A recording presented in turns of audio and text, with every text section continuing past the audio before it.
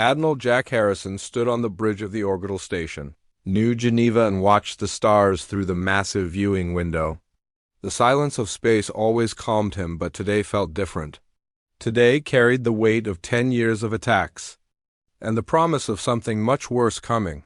The doors behind him opened with a soft hiss, and Captain Lisa Rodriguez walked in carrying a datapad that looked heavy with bad news. Her face showed the kind of worry that came from reading too many intelligence reports and seeing patterns that others missed. "Admiral, we need to talk," Lisa said, and her voice carried urgency. "The Zephyrian Alliance is moving again, but this time it's different." Jack turned from the window and nodded for her to continue. Lisa had been head of Earth's intelligence division for 5 years, and she never brought him problems without having studied them from every angle. If she was worried, then he should be worried too.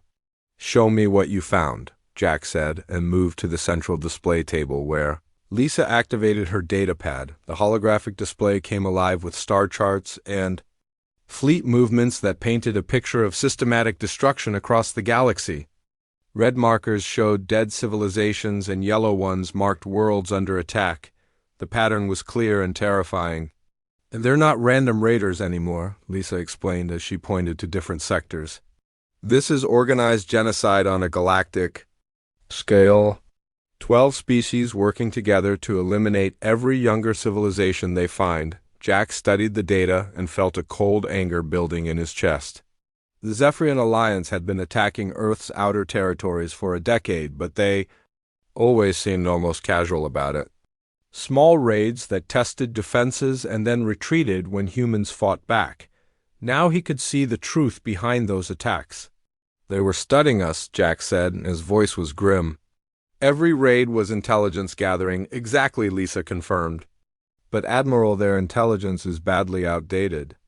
They think we're still confined to the Sol system with primitive chemical rockets and basic nuclear weapons." Jack almost smiled at that. The aliens had no idea how wrong they were about humanity's true capabilities.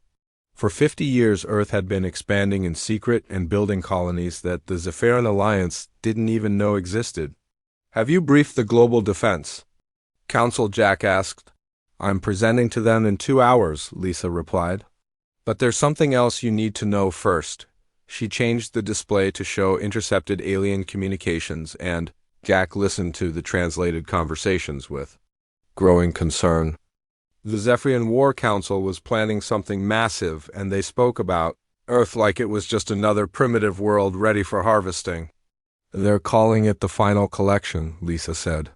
"One massive fleet to crush Earth's defenses and take our resources. They want to add humanity to their slave populations." Jack walked back to the viewing window and looked out at the stars again. Somewhere out there, Dr. Kevin Murphy was working on projects that would change everything. Somewhere beyond the visible stars, 17 human colonies waited with weapons and defenses that no alien species had ever encountered. "Admiral," Lisa said softly.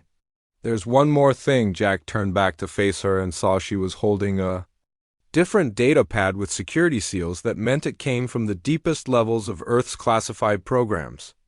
"Dr. Murphy wants to brief you on Project Phoenix," Lisa said.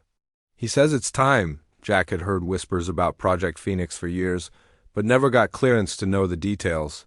The fact that Murphy was ready to brief him meant the situation had become serious enough to reveal humanity's most protected secrets. "Set up the meeting," Jack said. "And Lisa, make sure the briefing room is completely secure." 3 hours later, Jack sat in a room deep inside New Geneva that was shielded from every form of surveillance known to human science. Dr. Kevin Murphy sat across from him, with President Helen Carter participating through a quantum-encrypted connection from Earth. Admiral Murphy began, and his voice carried the weight of someone about to share universe-changing information. "What I'm about to tell you cannot leave this room until we decide to act." Jack nodded and waited while Murphy activated a display that showed something impossible. 17 star systems, each containing fully developed human colonies with populations in the millions and technology that seemed decades ahead of anything Jack had seen. "We've been out there for 50 years," Murphy explained. "Every colony has advanced defensive systems and weapons based on controlled black hole technology. We can communicate with all of them instantly through quantum entanglement. Networks. President Carter's voice came through the secure connection with calm authority. Admiral, the colonies aren't just settlements. They're fortress worlds designed to protect this entire region of the galaxy. Jack stared at the display and tried to process what he was seeing. Humanity wasn't a primitive single-planet species that the aliens believed. Earth controlled 17 star systems and had technology that could reshape space and time itself. The alien raids gave us perfect opportunities to study their tactics. And technology, Murphy continued. Every attack taught us more about their weaknesses while they learned nothing about our true capabilities. How long before they move against Earth? Jack asked. Intelligence suggests they'll issue an ultimatum within days, President Carter replied. A demand for immediate surrender followed by a massive invasion fleet. Jack stood up and walked around the room while his mind raced through the implications. Humanity had been playing a game of deception for decades, and now the moment of truth was approaching. The aliens thought they were about to crush a defenseless world, but they were actually walking into a trap. 50 years in the making. What are your orders, Madame President? Jack asked. Prepare our fleets, but keep them hidden, Carter replied. When the aliens make their demands, we'll give them one final warning. After that, we show them what happens when you threaten humanity. 4 days later, the alien ultimatum arrived exactly as predicted. The Zephyrian Alliance demanded Earth's immediate surrender and threatened complete annihilation if humans refused to submit.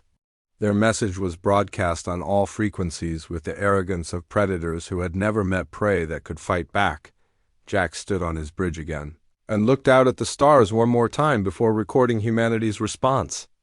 When he spoke, his voice was calm but carried the promise of terrible consequences for those who ignored his words. This is Admiral Jack Harrison of Earth Defense Command speaking to the Zephyrian Alliance. You have attacked innocent worlds for centuries and enslaved entire civilizations. You believe might makes right and that the strong can take whatever they want from the weak. Today you learn that you were wrong about everything, including which species is truly strong. This is your final warning. Attack Earth again and you will be annihilated. The massive flagship Dominion's Edge floated in the darkness between stars like a metal mountain covered in weapon ports and shield generators. Inside its War Council chamber, Fleet Commander Zekthos listened to the human transmission again and felt what his species called amusement, but humans would recognize as cruel laughter. They threaten us, Zekthos said to his assembled commanders, and his voice carried the confidence of someone who had conquered a dozen worlds. A single-planet species with chemical rockets dares to warn the Zephyrian Alliance. Commander Vextar leaned forward from his position at the tactical display and gestured toward the star charts showing Earth's location. Our scouts confirm they have only basic nuclear weapons and primitive spaceflight.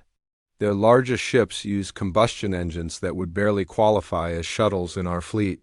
The other alien commanders made sounds that translated as agreement, mixed with contempt. They had been studying humanity for 10 years through careful raids and intelligence gathering. Every report confirmed that Earth was exactly what it appeared to be, a backward world with a species that had barely learned to leave their own atmosphere. How many ships do we deploy for this final collection? Asked Sub-Commander Hexenal, who controlled the Alliance's logistics and supply chains. Zekthos stood up and activated the holographic display that showed the largest fleet ever assembled by the Zephyrian Alliance. 3,000 warships from 12 different species, each equipped with plasma cannons and fusion torpedoes that could reduce planets to molten rock.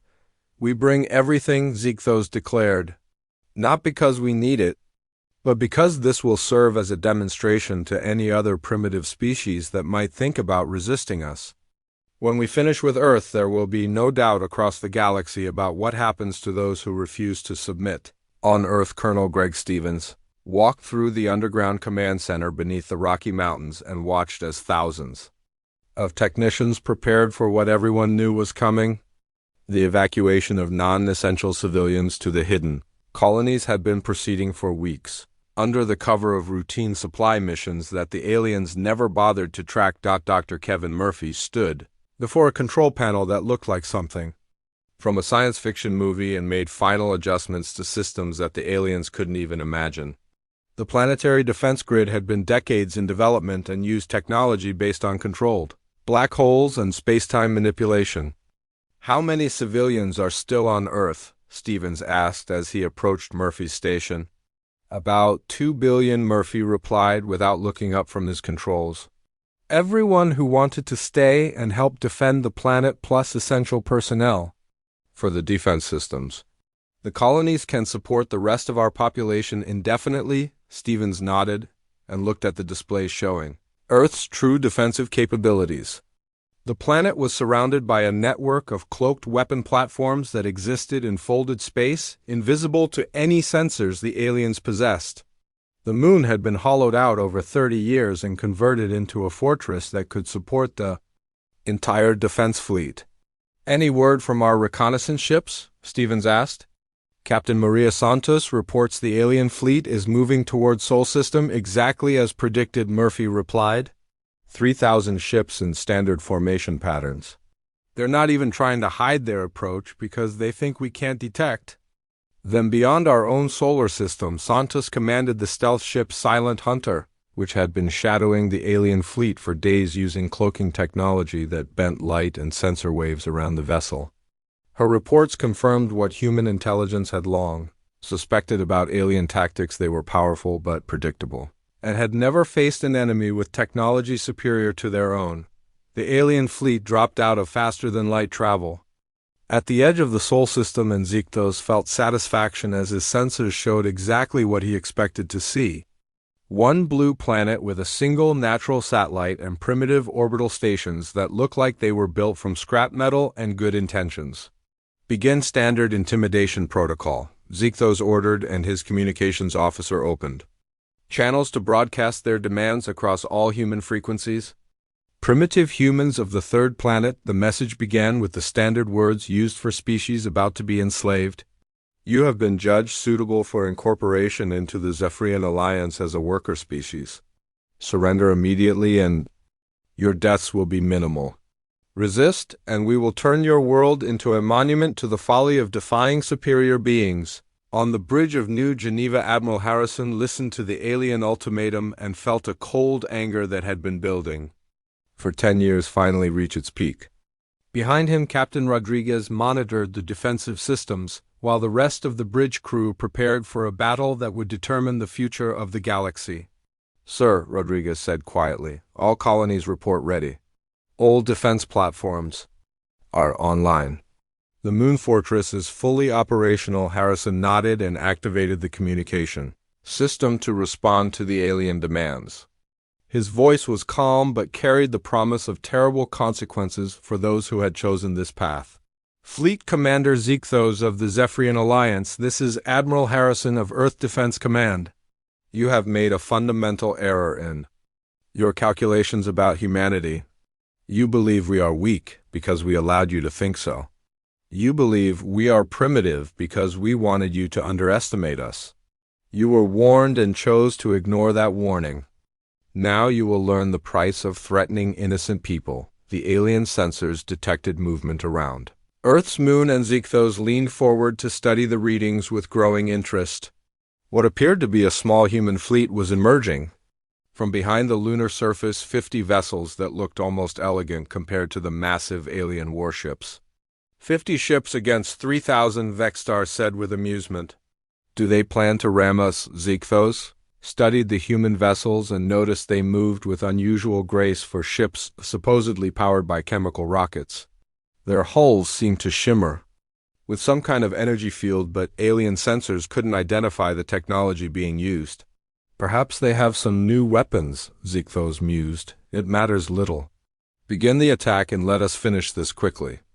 I want to be collecting human slaves before their sun sets on whatever remains of their civilization."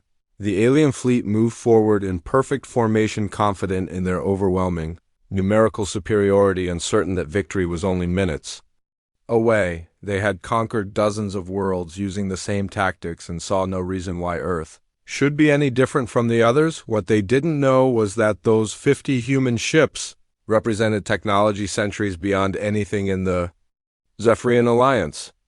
What they couldn't detect was the network of weapon platforms hidden in folded space around their fleet.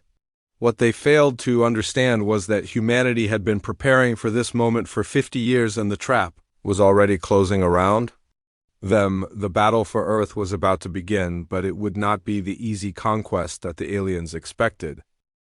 The first alien plasma cannons fired across the darkness of space with brilliant flashes of superheated energy that had destroyed countless worlds before. Earth, the massive bolts of destructive force struck the leading human ships and everyone in the Zephyrian fleet expected to see the primitive vessels explode into clouds of metal and vapor. Instead, something impossible happened. The energy weapons simply vanished into the human ships like water being absorbed by desert sand. The hulls of the 50 Earth vessels began to glow with a soft blue light that grew brighter with each attack the aliens launched against them. Captain Danny Walsh stood on the bridge of the battleship Terra's Wrath and watched his energy absorption systems convert the alien weapons fire into power for his own defensive systems. The readings on his displays showed that the enemy plasma cannons were actually making his ship stronger with every shot they fired. "Adaptive shields at full capacity, sir," reported his weapons officer, Lieutenant Karen Bell. "All enemy fire is being converted to usable energy. Should we demonstrate our response capabilities?" Walsh nodded and looked out at the alien fleet. That was now firing everything they had at the human ships with growing desperation. Fusion torpedoes and particle beams joined the plasma cannons, but nothing could penetrate the strange energy field surrounding the Earth vessels. "Target the alien squadron at coordinate 7 Mark 4, Walsh ordered. "Single gravity pulse. Maximum focus Terras." Wrath turned toward a group of 100 alien warships that were clustered together in what they thought was a safe formation. The human battleship's main weapon was invisible to alien sensors and worked on principles that their science couldn't understand or detect. The gravity pulse traveled faster than light and struck the alien squadron with the force of a collapsed star. Space itself bent and twisted around the enemy ships as Walsh's weapon created a miniature black hole that lasted for exactly 3 seconds. When the gravitational distortion ended, there was nothing left where 100 alien warships had been. Floating moments before Fleet Commander Zekthos stared at his tactical display in shock as he watched an entire squadron simply cease to exist. His sensors couldn't explain what had happened because they detected no energy discharge or projectile launch from the human ships. One moment his vessels were there, and the next they were gone. "What weapon was that?" Zekthos demanded from his science officer, who was frantically checking his instruments for answers that didn't exist. "Unknown, sir," came the reply. "We detected no energy signature, no missile launch, no beam weapon discharge."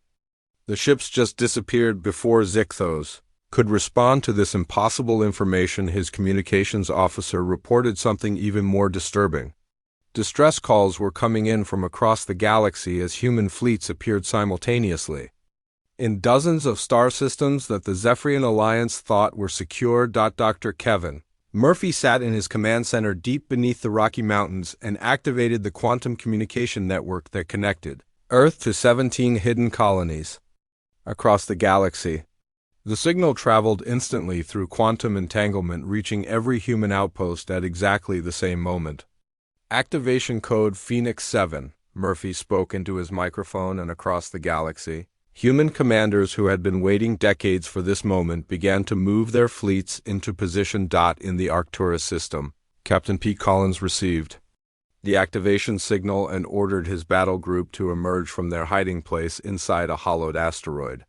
50 human ships materialized from what the aliens had thought was empty space and began their attack on the Zephyrian supply depot that supported their expansion into this sector. The alien defenders fired their weapons at the human ships and watched in horror as their most powerful plasma cannons were absorbed harmlessly. Collins responded with a gravity lance that tore through 6 enemy vessels, like they were made of paper before the aliens even realized they were under attack. Similar scenes played out across a dozen star systems as human fleets revealed themselves and began systematically destroying alien outposts and supply lines. The Zephyrian Alliance suddenly found themselves fighting on multiple fronts against an enemy they had never known existed. Supreme Admiral Cortesh commanded the alien home fleet from his massive dreadnought Eternal Dominion and received panicked reports from across Zephyrian territory. Human ships were appearing everywhere using weapons that seemed to violate the basic laws of physics. Entire alien battle groups were being eliminated without the humans suffering a single casualty. "How many human ships are out there?" Cortesh demanded from his intelligence staff, who were struggling to process the flood of contradictory information. "Unknown, sir," came the response. "Our previous intelligence indicated humans were confined to a single star system, but we're now detecting their forces in, at least, 15 different sectors." Back in the Sol system, Commander Vexstar tried to rally the surviving alien ships for another attack on the mysterious human vessels. His fleet had lost over 500 ships in the first few minutes of battle and still hadn't managed to damage a single enemy vessel. "All ships focus fire on the lead human vessel," Vexstar ordered. "Concentrate everything we have on one target." The alien fleet responded by launching every weapon they possessed at Terra's Wrath in a coordinated barrage that should have been powerful enough to crack a moon. Captain Walsh watched the energy readings climb as his absorption systems converted the massive attack into power for his ship's weapons. "Energy reserves at 200% capacity," Lieutenant Bell reported. "Recommend immediate discharge before we exceed safe storage limits." Walsh nodded and targeted the alien flagship, where he could see the distinctive energy signature of their command center. Fire gravity cannon full power, the space around Dominion's edge twisted and buckled as Walsh's weapon hit with the force of a collapsing star. The massive alien flagship imploded in on itself before exploding outward in a blast of twisted metal and superheated gas. Fleet Commander Zekthos and his entire command staff died without understanding what had killed them. Major Katie Johnson activated the gravity, while generators hidden throughout the Sol system and space itself became a prison around the surviving alien ships. The fabric of reality bent to humanity's will as the hidden platforms created gravitational fields that prevented faster-than-light travel. The aliens found themselves trapped in a star system with enemies they couldn't hurt using weapons they couldn't understand.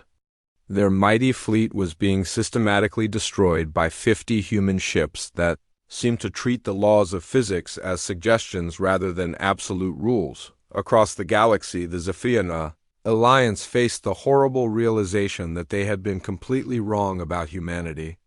The species they had dismissed as primitive savages was actually an advanced civilization that had been hiding among the stars for decades.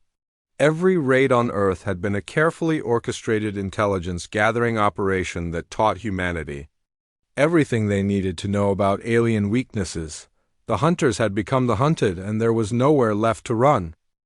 Supreme Admiral Cortesh received another desperate transmission from his forces in the Centauri sector and felt something his species had never experienced before: true fear.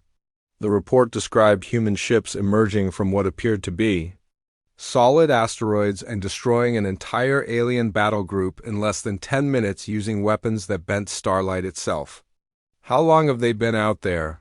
Cortesh asked his intelligence chief, who was studying data streams from across their crumbling empire. "Based on the coordination of their attack, sir, we estimate at least 50 years, came the reply that made Cortesh feel sick. "They've been present in our territory longer than most of our current commanders have been alive." The truth was even worse than the Supreme Admiral realized. Dr. Kevin Murphy sat in his command center on Earth and watched as reports came in from every human colony in the galaxy. For 5 decades, humanity had been quietly building bases and studying alien civilizations while appearing to be confined to a single star system. Captain Pete Collins led his fleet toward the Zephyrian capital system and prepared to demonstrate humanity's most advanced stellar engineering capabilities. His ships carried gravitational manipulation devices that could control the forces inside stars themselves without harming the planets that orbited them. "All ships prepare for solar disruption sequence," Collins ordered as his fleet approached the massive red star that powered the Zephyrian homeworld.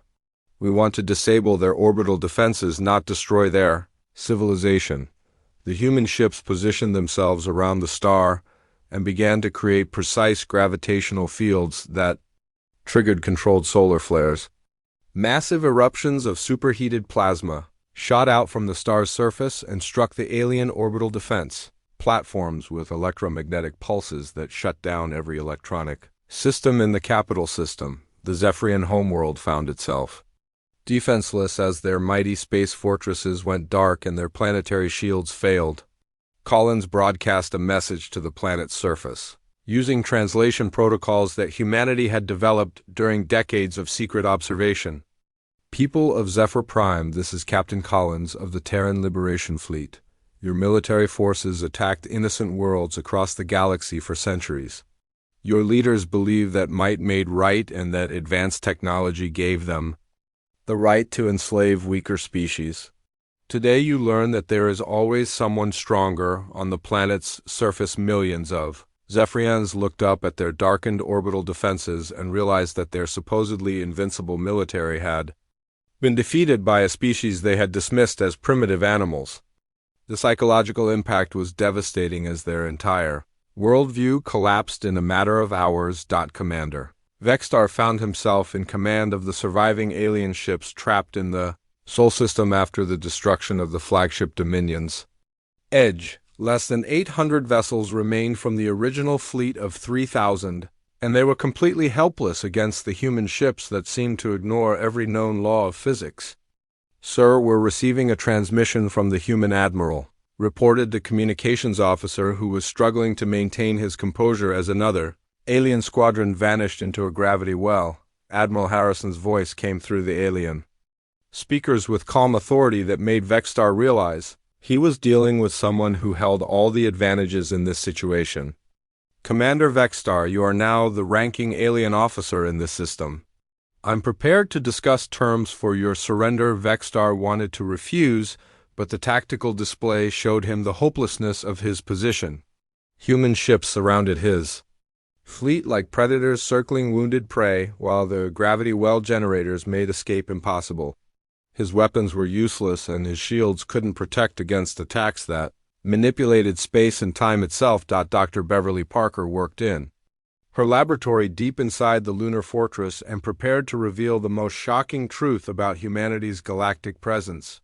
For decades, she had been secretly providing advanced medical technology and defensive systems to the species that the Zephyrian Alliance believed they had conquered and enslaved.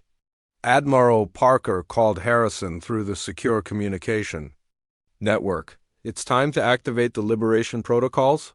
Every supposedly enslaved world in alien territory is actually under our protection and has been for years. Harrison nodded and authorized Parker to send the activation signal to dozens of worlds across the galaxy.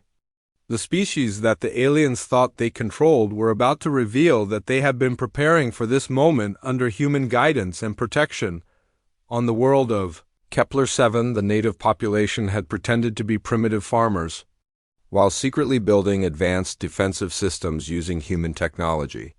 When Parker's signal arrived, their leader activated hidden weapon platforms that destroyed the alien occupation force in orbit within minutes. Similar uprisings began on every world that the Zephyrian Alliance had conquered over the past 50 years. The aliens discovered that their entire empire was built on an illusion carefully maintained by humanity to gather intelligence about their military capabilities and strategic weaknesses. Supreme Admiral Cortesh received reports of rebellion from every corner of his territory and realized that the Zephyrian Alliance was dissolving around him. The species they had enslaved were revealing advanced weapons and technology that could only have come from human sources. They've been protecting our slaves, Cortesh said in a voice filled with disbelief. Every world we conquered, every species we enslaved, they were all working with the humans. His science advisor studied the tactical reports and confirmed the Supreme Admiral's worst fears. Sir, the coordination suggests this has been planned for decades. Every attack we made on Earth was probably designed to teach them about our capabilities while we learned nothing about theirs. Captain Danny Walsh received new orders from Admiral Harrison and prepared to demonstrate humanity's ultimate weapon against oppression. His ship Terra's Wrath moved toward the largest concentration of surviving alien vessels and activated a device that created a controlled wormhole in space. The wormhole opened directly above the alien fleet, and through it came not more human ships, but something far more terrifying to the Zephyrian commanders. Hundreds of vessels from the species they had supposedly conquered emerged from the portal armed with human technology and burning for revenge. Against their former oppressors, the freed civilizations had been waiting 50 years for this moment, and they showed no mercy to the aliens who had enslaved their people and destroyed their worlds. The tide of battle turned into a rout as the hunters became the hunted and the oppressors faced the wrath of those they had wronged. Vexstar watched his fleet being destroyed by the very species he had helped to enslave and finally understood the magnitude of the trap that humanity had built around the Zephyrian Alliance. They hadn't just been fighting Earth. They had been fighting a galactic coalition that had been preparing for this war for half a century. Commander Vexstar stood on the bridge of his damaged flagship and stared at the communication device in his hands like it contained poison. Admiral Harrison had given him a choice that no Zephyrian commander had ever faced before: complete surrender or total extinction for his entire species. "Sir, the human admiral is waiting for your response," his communications officer said quietly. Around them, the bridge crew worked in silence as they watched the tactical displays showing their hopeless situation. Less than 200 alien ships remained functional, and they were surrounded by thousands of human and liberated world vessels. Vexstar activated the communicator and spoke words that would echo through galactic history. "Admiral Harrison, this is Commander Vexstar of the Zephyrian Alliance. We surrender unconditionally and request terms for the survival of our species." Harrison's response came immediately, and his voice carried the authority of someone who had planned for this moment for decades. "Commander, you will stand down all weapons and prepare to receive boarding parties. Your ships will be escorted to designated holding areas while we discuss the future of your people," Captain Ryan Torres commanded. The Liberation Fleet that was already moving toward formerly enslaved worlds to oversee the peaceful transition of power. His ships carried humanitarian supplies and advanced medical equipment to help civilizations rebuild after decades of alien oppression. "All ships maintain formation and remember, we're here to help, not to conquer," Torres broadcast to his fleet as they approached the Kepler system. "These people have suffered enough and they deserve to rebuild their societies in peace." The liberated worlds welcomed the human ships with celebrations that could be seen from orbit.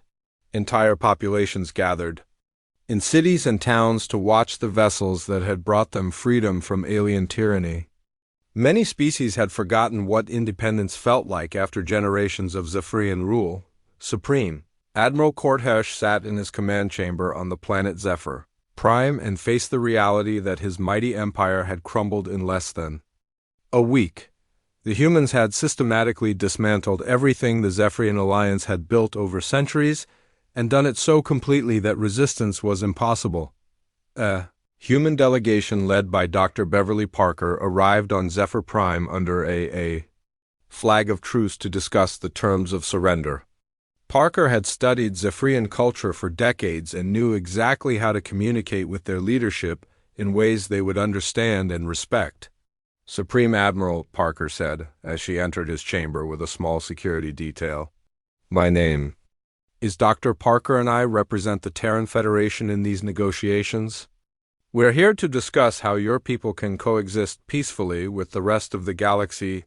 Kortesh looked at the human woman who spoke his language perfectly and realized she knew more about his own culture than many of his own advisors. "Dr. Parker, my people have been the dominant force in this region for over 1,000 years. We don't understand how to be anything else." Parker nodded with understanding and activated a holographic display that showed the new galactic political structure that humanity had been planning for decades. "Supreme Admiral, the age of conquest and domination is over. The galaxy is moving toward cooperation and mutual benefit. Your people can be part of that future, but only if you're willing to change the terms of surrender. We're more generous than any Zephyrian leader had expected." Humanity demanded the complete withdrawal of alien forces from all conquered worlds and reparations to enslaved species, but they didn't require the destruction of Zephyrian civilization itself. Dr. Kevin Murphy deactivated the Sol system's gravity well generators and allowed the surviving alien ships to depart with quantum beacons that would allow humanity to track their movements permanently. The message was clear that any future aggression would result in immediate and overwhelming retaliation. The beacons are undetectable and impossible to remove, Murphy explained to Admiral Harrison as they watched the alien ships limp away from Earth. If any of them ever attack an innocent world again, we'll know within seconds, President Helen Carter addressed the newly formed Galactic Council from the Lunar Fortress with representatives from 47 liberated worlds participating through quantum communication links. The speech she gave would be remembered as the moment when the galaxy entered a new age of peace and cooperation. People of the galaxy, Carter began, and her words were translated into dozens of languages simultaneously. For too long, this region of space has been dominated by fear and conquest. Species with advanced technology believed they had the right to enslave those who were less developed. Today we say that era is over forever, Carter outlined humanity's vision for galactic governance based on cooperation rather than domination. The Terran Federation would serve as protectors for developing civilizations while encouraging trade and cultural exchange between species that had been enemies for centuries. We are humanity, Carter continued, and her voice carried across the galaxy to billions of beings who had never imagined freedom was possible. We do not seek conquest, but we will not tolerate oppression. We offered the Zephyrian Alliance peace, but they chose war. We gave them warnings, but they chose aggression. Let this day be remembered across the stars that attacking innocent people brings swift and certain justice. The former predator species learned to coexist as equals under humanity's watchful protection. Zephyrian scientists who had once developed weapons of conquest now worked on medical research and environmental restoration. Their military commanders became peacekeepers who helped settle disputes between worlds through negotiation rather than force. Captain Torres oversaw the establishment of the new galactic trade networks that connected dozens of worlds in peaceful commerce for the first time in centuries. Species that had been enemies began to share technology and culture while humanity maintained hidden fleets, ready to intervene if anyone tried to return to the old ways of conquest. Admiral Harrison stood in his command center on New Geneva and looked out at the stars, knowing that humanity's true journey among the galaxies had only just begun. The galaxy was at peace, but there were other regions of space where oppression and slavery still existed. Sir, we're receiving long-range signals from the Andromeda sector, Captain Rodriguez reported. It appears there are civilizations there that might need our help. Harrison nodded and began planning humanity's next mission to spread freedom and justice to the stars. The Zephyrian Alliance had learned that underestimating humanity led to catastrophic consequences, and that lesson would echo across the universe. Wherever tyrants thought they could prey on the innocent, the age of galactic peace had begun under humanity's protection, and it would continue as long as humans remained vigilant guardians of justice among the stars. The final warning had been given, and the galaxy would remember it forever.